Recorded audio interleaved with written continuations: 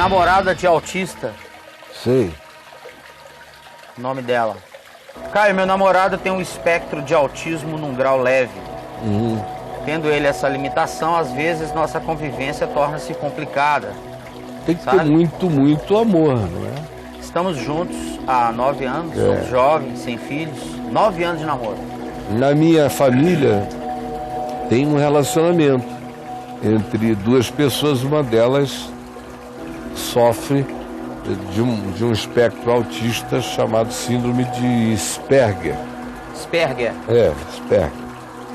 E que é um grau leve, mas tem as suas complexificações. E eles estão juntos também agora há 10, 11 anos, um pouco mais do que esse tempo, 9. E até aqui vivem muito bem, porque quem não tem a síndrome de Asperger trata o outro com uma reverência, uma condescendência, um respeito enorme. Eu tenho ficado muito feliz em observar o amor que existe entre essas pessoas, esses dois que eu estou falando aqui. Lindo o que eu tenho observado. Mas tem que ter essa consciência, esse amor, dá trabalho, o jugo do que não sofre do mal é um jugo maior nesse caso. Você tem que casar sabendo que para você será mais pesado em alguns aspectos. Sim. Por exemplo, nesse caso, todas as decisões decisões não, eles dialogam e compartilham. Mas todas as funções executivas da casa caem sobre um só. Porque o outro não consegue tomar uma decisão, nem numa fila de banco. As proatividades... Se ele chegar na frente de um caixa, ele consegue chegar lá, mas vai parar, ele não vai conseguir explicar. Embora seja inteligentíssimo. É uma memória maravilhosa, culto. Mas não vai, é um limite, ele não vai conseguir explicar. O outro faz tudo.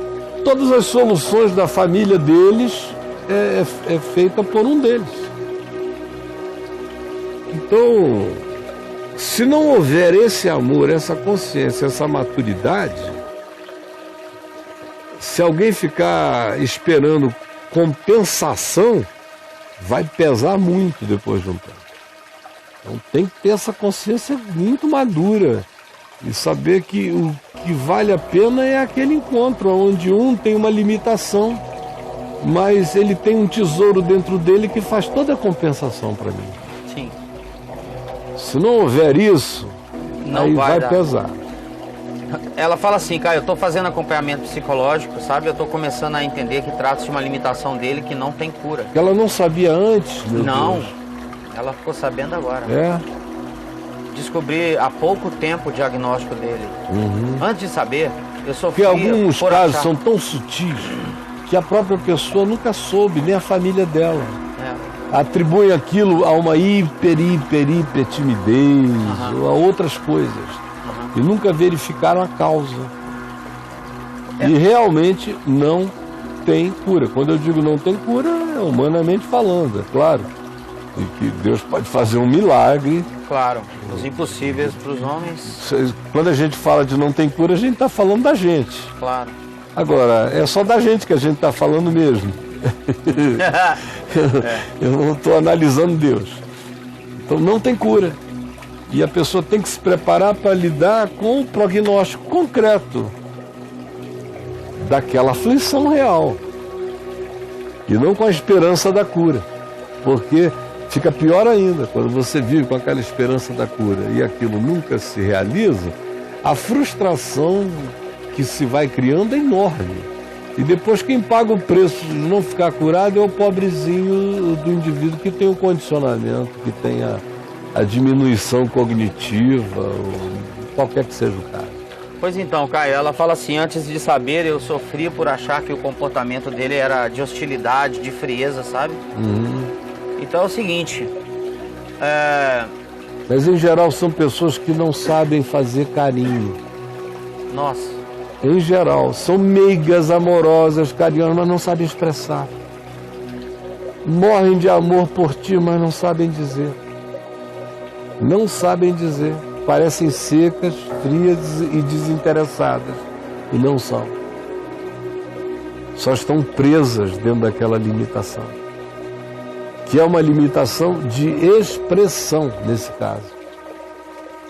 Esse tipo de espectro de autismo periférico machuca muito a capacidade de expressão, porque o indivíduo é todo normal na expressão visual dele, nos movimentos, no vai e vem, na capacidade cognitiva, mas no expressar-se é que ele se fecha de uma maneira um tanto blindada. Para alguns pode parecer que é mau humor, que a pessoa não está afim de relacionamento, de conversa, que não gosta da maioria das pessoas, porque o indivíduo acaba sendo seletivo. Com alguns poucos ele consegue se abrir, com a maioria não. Aí quando você o vê um pouquinho aberto com alguns, que são com quem ele tem toda intimidade, dá a impressão que ele não é com os outros porque não quer, mas ele não é com os outros é porque não consegue. Mas ele fica sendo julgado como quem poderia e não faz porque não quer. Aí a vida do coitadinho vai aumentando, ele vai sendo interpretado como antipático, soberbo, arrogante. Meu Deus! É o que ela pensou. E não é. O cara só está sofrendo, sem conseguir atravessar aquela membrana que para ele é espessa, mas para você é invisível. Para ele é espessa, para ela é invisível. Nossa. E aí? Aí ela faz uma pergunta final, eu resumi aqui para não demorar muito. Como lidar com isso sem me tornar infeliz e sem anular as minhas necessidades, Caio? Me ajuda. Primeiro, não tem que ter anulação de necessidade, porque uma pessoa como essa é teu marido, não é? Marido, namorado. Mas, há 9 anos que ela tá com ele. Fazer sexo, beijam, abraçam, passeiam, tem gosto musical, frequentemente tem uma memória maravilhosa essas pessoas. Sim. Guardam coisas interessantíssimas. A conversa íntima com elas é riquíssima, porque o que elas não se dedicam às sociabilizações exteriores e amplas, elas se dedicam a observações, a memorizações e a interesses que a maioria não tem, de modo que quando você começa a ter um mundo pequeno, porém profundo com uma pessoa dessa, você vai descobrindo coisas extraordinárias que você mesmo jamais saberia que aquela pessoa sabe. Outros espectros, outras percepções, outros olhares, outras angulações. Às vezes fascinantes. Totalmente, né? Quase sempre totalmente fascinantes. Sim. Eu sei porque eu convivo, não em daily basis, mas com regularidade há 11 anos, com essa pessoa que se tornou membro da nossa família extensiva. E eu sei como funciona. Eu sei como com a maioria, por exemplo, da família, essa pessoa é quieta, calada. Comigo não. Ela chega sempre calada, mas eu sei que ela tem liberdade de falar. Depois de meia hora ela começa a falar. Daqui a pouco eu vejo, eu até esqueço que aquela limitação está presente. Mas é um caminho de conquista e de descobrir o que aquela pessoa tem de melhor para oferecer, e todas têm. Muita coisa. Agora, se quiser ficar com ele, vai saber que vai ser assim. Ele pode ser pai, pode ser um bom pai. Agora, terá dificuldade. Eu tenho uma pessoa ultra querida minha, que é casada com alguém que também sofre de síndrome de Asperger. Ela casada, teve filhos com ele, ficou casada acho que uns 20 anos mais ou menos. Nossa! Mas chegou a um ponto que preferiu não se separar. Então ela mora na mesma quadra dele. Ele mora num apartamento na ponta da quadra e ela mora num outro do lado de cá.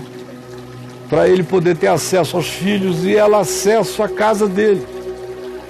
Para cuidar das coisas dele, porque ele às vezes não sabe cuidar um pouco de si mesmo. E ela o ama, ela só descobriu depois de 20 anos que era melhor para ele viver só. Ele fica muito confuso na casa com ela, com os filhos gritando.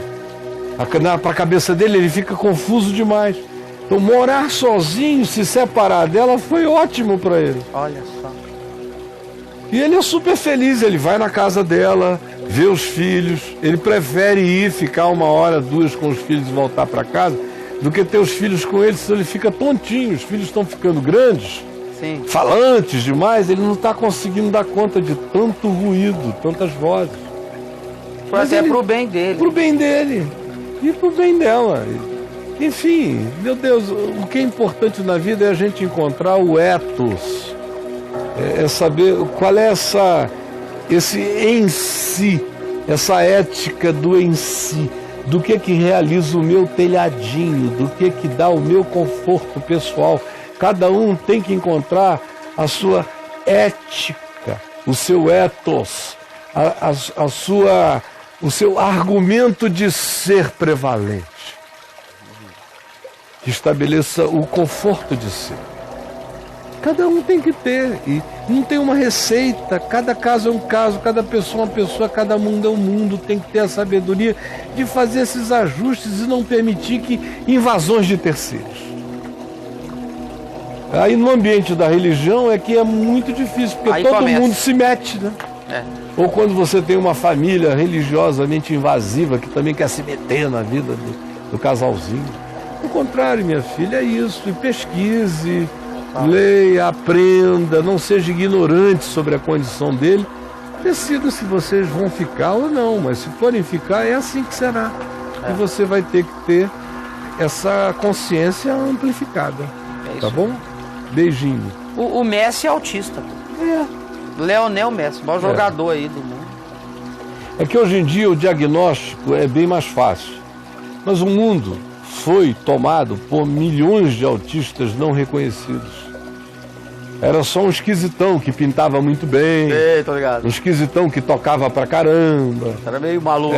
Um sujeito, não, ele não gosta muito de sociabilidade, mas rapaz, você precisa ver as esculturas do sujeito. O cara, na verdade, era um autista. Era um autista e um ótimo matemático. Não é um bom professor que não consegue se explicar e não tem coragem de entrar numa classe para dar aula, mas ninguém sabe mais matemática do que ele. Esse cara. Nem física do que ele. Nem isso do que ele. O mundo foi feito por gente assim. Grandes cantores. Gente, às vezes, com um ouvido absoluto. Tem alguns autistas que têm dons absolutos. Sim. E passa como excentricidade. Né? No caso. Ou como esquisitice. Do antigo diagnóstico, assim. E não é. Muitas vezes não é. De modo que os pais têm que aprender, as pessoas que começam a ter uma relação com uma pessoa assim, é bom discernirem. Agora, todo pai, deveria ser obrigação de pai e mãe, verificando essas hiper reclusões, ou timidez, ou coisas semelhantes, procurarem ver, não induzir, mas ver se existe a possibilidade desse diagnóstico. Porque nesse caso, esse tipo de diagnóstico dá uma aliviada, não é todo diagnóstico que alivia. Esse é o tipo de diagnóstico que alivia. Porque tudo que não tem cura fica aliviado quando é detectado. Tudo que não tem cura, pelo menos você já sai sabendo. Você não está vendido. Não está vendido, você tem chance de fazer escolhas a respeito. Você pode optar ou não. Optar. E o próprio indivíduo, uma vez sabendo, pode optar. Pode dizer não. Pode chegar ele mesmo e dizer, olha, você quer ficar comigo? Eu tenho uma condição chamada tal e tal. Ela é incurável, é assim, assado. Os meus limites são esses. Eles nunca vão melhorar. Eu posso me esforçar, estou melhorando em alguns aspectos, mas pode ser que haja grandes progressos ou não. Até mesmo para o próprio protagonista da questão, em sabendo, facilita. Por exemplo, no caso que eu falei aqui no primeiro caso, a pessoa que tem a condição sabia e falou logo, olha, eu tenho a condição tal. Já falou anteriormente? Falou. Quer dizer, quem ficou sabendo, ficou por escolha. Os pais falaram, olha, tá a fim de ficar? A condição é essa também. Demanda isso. Certo. Tem esses ciclos, assim. Estão há 11 anos juntos. Foi uma decisão, não tem ninguém insatisfeito, ao contrário. Eu vejo só o amor crescendo até aqui. Não há engano. Não há engano, só vejo um amor maturando, aumentando, melhorando. Claro. Então é assim em qualquer coisa, minha gente.